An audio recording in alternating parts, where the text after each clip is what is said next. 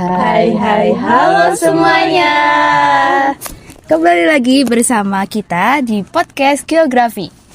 Oke, perkenalkan saya Ninta Widanisa dan di sini kita akan ngebahas nih topik-topik seru tentang geografi. Kali ini kita gak bakal bahas sendirian karena kita ditemani dengan kakak-kakak yang ada di sini. Sebelum kita mulai ke video pembahasannya, gimana nih kalau kita perkenalan dulu dengan kakak-kakak yang ada di sini? Halo, nama aku Iqbal. Hai, aku Talia. Halo, aku Naila. Halo, aku Nazwa. Oke, karena udah kenalan semua, gimana kalau kita langsung mulai aja ke pembahasannya? Oke, langsung aja kita mulai. Gimana sih, Kak? Boleh dijelasin nih tentang pendekatan ke ruangan itu bagaimana?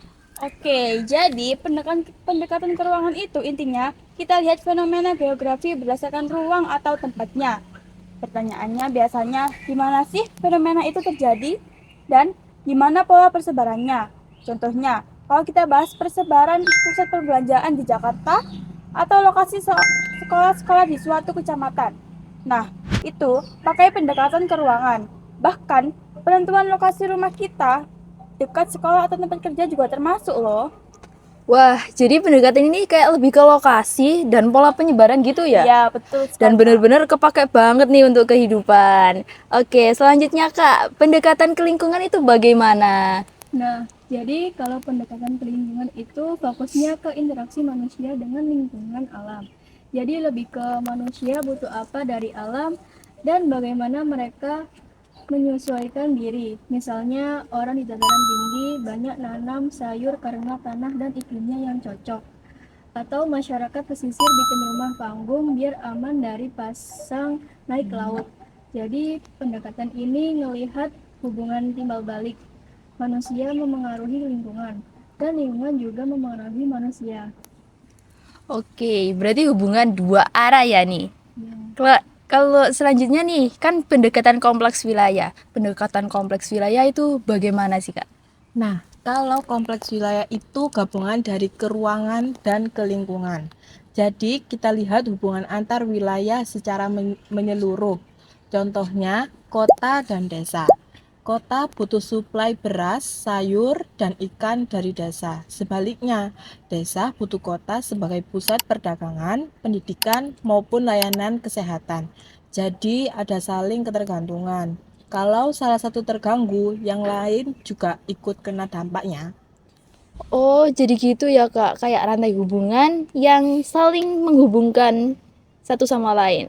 Ternyata seru juga ya, teman-teman. Terakhir, selanjutnya adalah Kak Iqbal. Gimana sih, Kak, regionisasi itu? Nah, regionalisasi itu tentang membagi wilayah berdasarkan ciri khas tertentu secara fisik kayak iklim dan bentuk muka bumi atau ciri sosial wilayah. Misalnya, Indonesia dibagi menjadi barat, tengah, dan timur karena faktor budaya, sejarah, dan geografis. Atau di dunia kita mengenal iklim tropis, subtropis, kutub. Dengan klasifikasi ini, kita bisa lebih gampang memahami keragaman bumi yang luas banget. Oh, jadi begitu ya. Oke guys, ternyata seru-seru banget nih penyampaian dari kakak-kakaknya. Oke, simpelnya bisa kita ambil, yaitu keruangan adalah fokus dengan lokasi dan juga persebaran. Kemudian ke lingkungan fokus kepada interaksi manusia dengan lingkungan. Dan yang ketiga adalah kompleks wilayah yang fokus antara hubungan dan ketergantungan antar wilayah. Dan yang keempat adalah regionalisasi, yaitu pengompokan wilayah berdasarkan ciri tertentu. Oke, udah sampai di sini ya teman-teman. Semoga obrolan kita hari ini dapat menambah wawasan para pembaca atau para pendengar yang mendengarkan podcast kita kali ini. Terima kasih banyak buat yang sudah hadir di sini dan mau sharing nih tentang geografi. Terima kasih buat Kak Iqbal, Kak Talia, Kak Naila, dan Kak Nazwa. Sampai ketemu lagi di pertemuan episode lain. Dan bye Bye-bye semuanya.